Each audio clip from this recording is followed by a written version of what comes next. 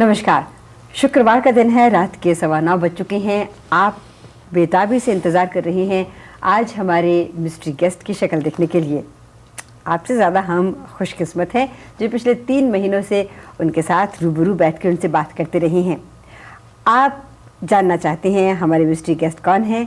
हम सबसे पहले आप सबका शुक्रिया अदा करना चाहते हैं कि आपने हमारे इस कंपटीशन में हिस्सा लिया, और हम आपका शुक्रिया अदा इसलिए भी करना चाहते हैं कि पिछले 3 महीनों से आप इतने सब्र के साथ हमारे इन कार्यक्रमों को देखते रहे, ख़त लिखते रहे। हमारे पास कुल मिलाकर 298 ख़त आए हैं, जिनमें से कोई 48 ख़त जो हैं वो सही निकले हैं। मैं पहले बताना चाहूँगी कि लोगों ने किस तरह के नाम चुने। लोगों ने सोचा कि हमारे वैंकूवर में जया प्रदा आई हुई हैं। अच्छा। और इसके अलावा प्रवीण बावी। आपको जानकर शायद खुशी होगी या दुख भी हो सकता है कि आपका जो पीछे का हिस्सा है, बाल आपके, वो जया प्रदा की तरह के हैं, प्रवीण बावी की तरह के हैं, आशा पारेख की तरह के आपका पीछे के लगते हैं, सलमा आगा से आपको बहुत जोड़ा गया है। लोगों ने सोचा कि आप सलमा आगा हैं। इन सब के अलावा जो एक बहुत ही प्यारा सा ख़त मुझे मिला वो था कि हमारे जो मिस्ट्री गेस्ट हैं वो मुमताज़ हैं। मुमताज़ बम्बई में तो रहती नहीं है, बाहर रहती हैं, तो मुमताज़ का नाम सिंपल कपाड़िया का नाम, गोया कि हर फिल्मी एक्ट्रेस का नाम दिया गया हमें। और जाने कैसे ये लोगों ने सोचा कि वो लोग सब बम्बई छोड़ के यहाँ आ बैठे हैं। हो भी सकता है, हमारा प्रोग्राम बहुत पॉपुलर है। और अब हम पिछले दिनों जब बम्बई गए हुए थे तो बहुत से फिल्मी कलाकारों से हमारी मुलाकात हुई, और आपको ये जानकर शायद हैरानी होगी कि बम्बई में लोग हमें बहुत जानते भी हैं। अगर नहीं जानते तो ताज्जुब होता। तो हमने जब उनसे भी बताया कि हमारे मिस्ट्री गेस्ट के बारे में कंपटीशन चल रहा है, तो वहाँ के ज़्यादातर लोग भी बहुत बौखला गए।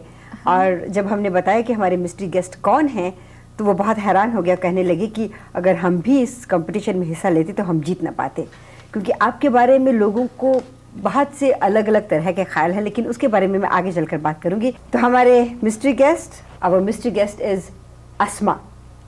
अस्मा जी, आपका हमारे प्रोग्राम में बहुत बहुत स्वागत है। Thank you Sushma. मैं तो आपसे अक्सर बात करती रहती हूँ, लेकिन हमारे देखने सुनने वाले आपकी पीठी देख पाते रहे हैं इतने महीनों से। आप उनसे 2 शब्द कहिए।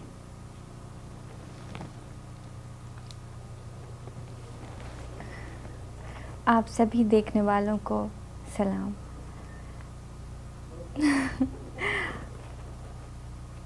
अब तक बहुत अच्छा कहा।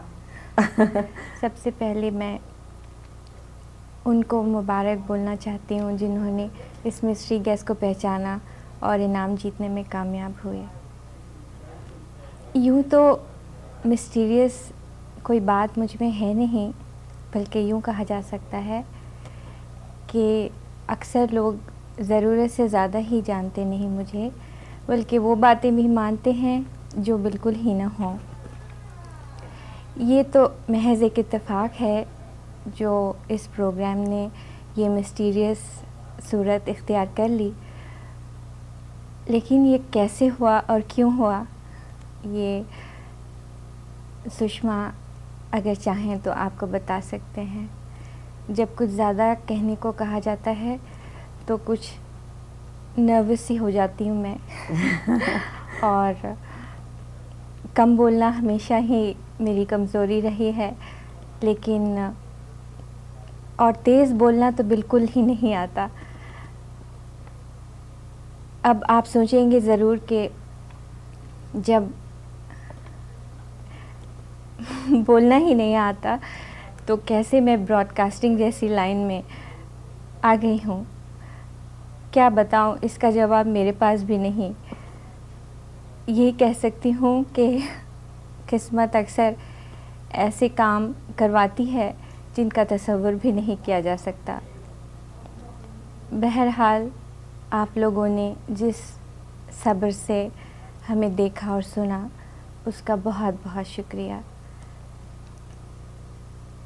आइंदा से भी अगर मेरा यहाँ रहना हुआ तो ज़रूर आपके लिए हम प्रोग्राम्स देने की कोशिश करेंगे, वो ख़बरें दिया करेंगे जिन्हें आप पसंद करें। अगर आपको प्रोग्राम के बारे में कोई बात अच्छी लगती है तो वो भी हमें बताइए, और बुरी लगती है तो वो भी हम ज़रूर सुनना चाहेंगे। और और मैं क्या कहूँ, बस आप सबका बहुत शुक्रिया हमें देखने सुनने के लिए। आप तो बहुत अच्छा बोलती हैं आसमा जी। कहाँ?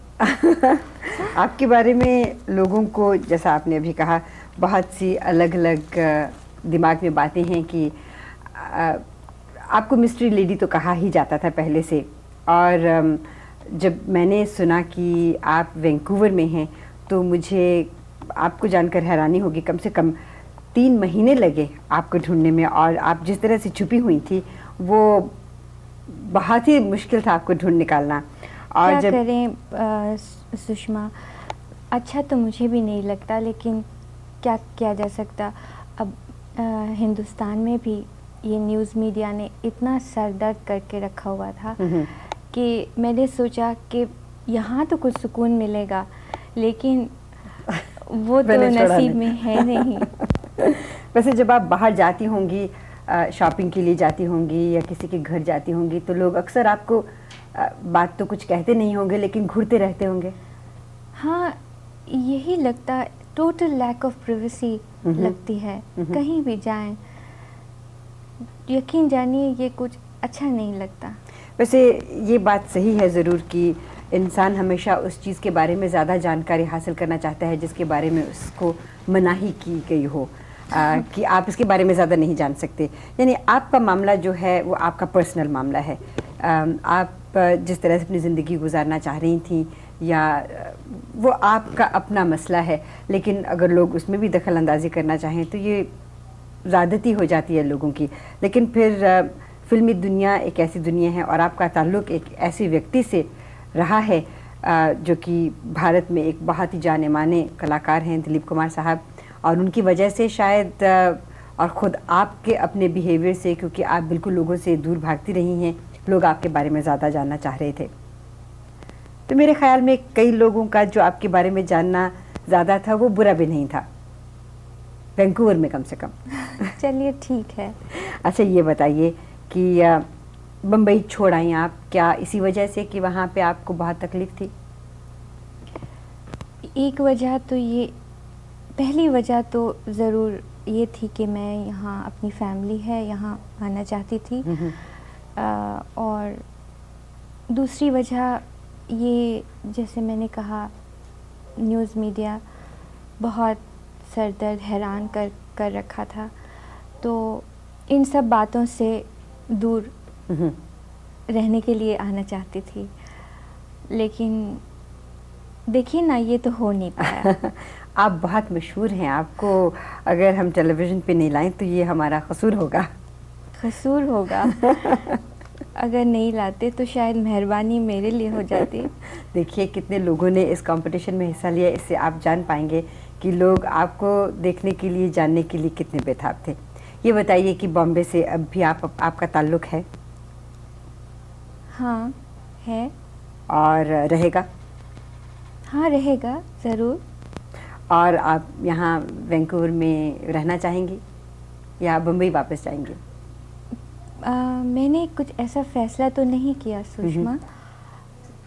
देखिए, कोई ऐसा बिज़नेस प्रपोजिशंस भी हैं दिमाग में, अगर कहा नहीं जा सकता, शायद रहूं भी, शायद ना भी रहूं, लेकिन ये वादा ज़रूर करती हूँ कि अगर मैं रह जाऊँ तो आपके साथ ज़रूर इस प्रोग्राम में आया करूँगी। आपका बहुत बहुत शुक्रिया। मैं अपने देखने सुनने वालों को बताना चाहती हूँ कि आपसे मेरी मुलाकात किस तरह से हुई। हाँ, एक बहुत ही खूबसूरत कहानी लिखी जा सकती है इसके बारे में। हुआ ये कि हम लॉस एंजलिस में दिलीप कुमार साहब का शो हो रहा था, हम उस दौरान वहाँ गए और उनसे मुलाकात हुई।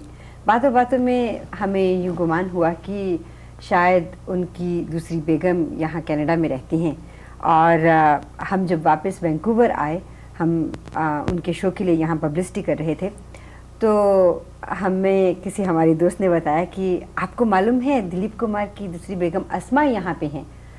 तो मैं उनके साथ बहुत खफा हुई कि हमें क्यों नहीं बताया गया इसके बारे में, कब से हैं यहाँ पे। तो कहने लगी उनको यहाँ पे कोई 2-3 हफ्ते हो गए लोगों ने देखा है। तो मैंने 2 and 2 टुगेदर करके 5 नंबर निकाला कि हो ना हो ज़रूर अस्मा यहीं वैंकूवर में है, और फिर ज़मीन आसमान एक कर दिया। और उसी वक्त, ये जून की बात है, पिछले साल जून की, दिलीप कुमार साहब का शो यहाँ हुआ, और उस दिन जिस दिन शो था हमें इनका सुराग मिल गया, पता मिल गया कहाँ हैं और किस जगह पे हैं, टेलीफोन नंबर क्या है। हम इन्हें फ़ोन कर रहे हैं और फ़ोन किए जा रहे हैं और ये फ़ोन उठा के रखती चली जा रही हैं। बात करने से इन्होंने इनकार कर दिया। आखिर हमें इनके साथ इतना सा झूठ बोलना पड़ा कि हमारे पास इनके लिए एक बहुत ही ख़ास मैसेज है, और मेरे ख्याल में ये तब भी फ़ोन पे नहीं आती। और फिर हमने उनसे कहा कि देखिए बहुत ज़रूरी है मेरा आपसे मिलना, बहुत ज़रूरी बात आपसे करनी है। तब ये 2 मिनट फ़ोन पे आई, और फिर उसके बाद जिस तरह से मैंने इनको समझाया वो बस पूछिए मत, बहुत लंबी कहानी है। और इसके बाद इनसे मुलाकातें होती रही, और फिर मैंने इनसे कहा कि हमारे यहाँ वैंकूवर में तो बात फैली हुई है कि आप यहाँ पे हैं, तो आप हमारे प्रोग्राम में आइए। तो कह रही हैं कि हम अगर आएंगे तो हम अपनी शक्ल नहीं दिखाएंगे। अब मेरे सामने ये मुश्किल आन खड़ी हुई कि टेलीविज़न जिस पे की शक्ल देखी जाती है, किस तरह से हम किसी को भी ले आएँ गेस्ट को और उसकी शक्ल न दिखाएं। लेकिन पूरी दुनिया भर के इतिहास में शायद ये पहली बार है कि किसी टेलीविज़न प्रोग्राम को 3-4 महीने तक इस तरह से चलाया जाए कि हमारे गेस्ट की शक्ल न दिखाई जाए। और उसके लिए हम आपके सब्र का दाद देते हैं कि आपने किस खूबसूरती से हमारे इस प्रोग्राम को देखा और इसको सराहा, और हम आपका शुक्रिया अदा करना चाहते हैं कि आपने हमारा साथ दिया। अच्छा, अब आप बम्बई से, जब हम बम्बई में थे पिछले दिनों, तो आपके बारे में अक्सर लोगों से हमने पूछा, और वहाँ पे क्या क्या अफवाहें आपके बारे में फैली जाती हैं, पूछिए नहीं।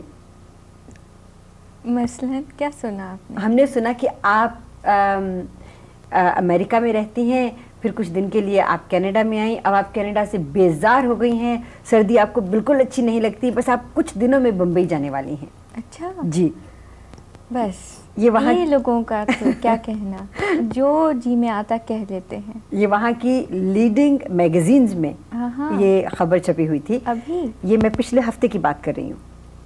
अच्छा। और ये मार्च की मैगजीन्स में है। और फिर कहा गया है कि आप कनाडा में बिजनेस कर रही हैं और अब आप वापस हैदराबाद जाएंगी। आप हैदराबाद की रहने वाली हैं ना? हाँ।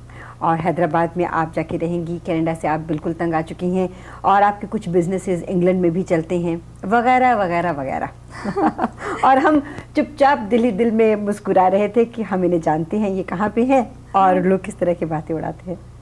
ये तो मैगजीन वाले ही करते हैं ना, जो जी में आया लिख देते हैं। कुछ तो सफ़ा भरने के लिए कुछ तो होना होता है ना। वैसे आपने ज़रूर महसूस किया होगा कि आपकी ज़िंदगी में लोग अक्सर इस तरह से आपके बारे में जब लिखा करते थे, जब हंगामा पूरे बम्बई भर में था, तब उसमें से अधिकांश बातें गलत भी होती होंगी।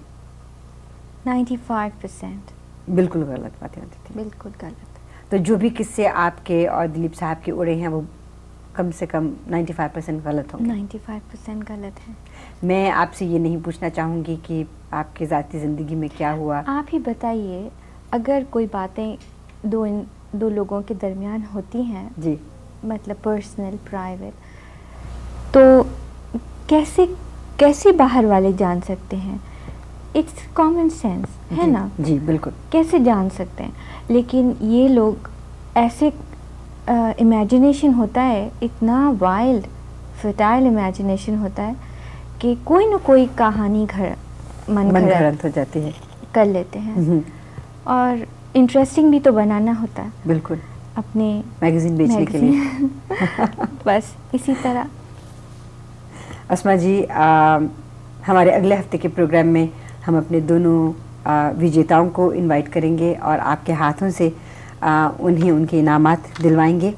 और उसके बाद हमारे ये जो प्रोग्राम है जिनका नाम टिटबिट्स एंड फिल्मी गॉसिप है, जिसमें गॉसिप मैं क्या करूँगी और टिटबिट्स आप बताया करेंगी फिल्मी दुनिया की, वो जारी रहेगा। और इसी के साथ आज हमें यहीं आज्ञा दीजिए। Good night. Good night.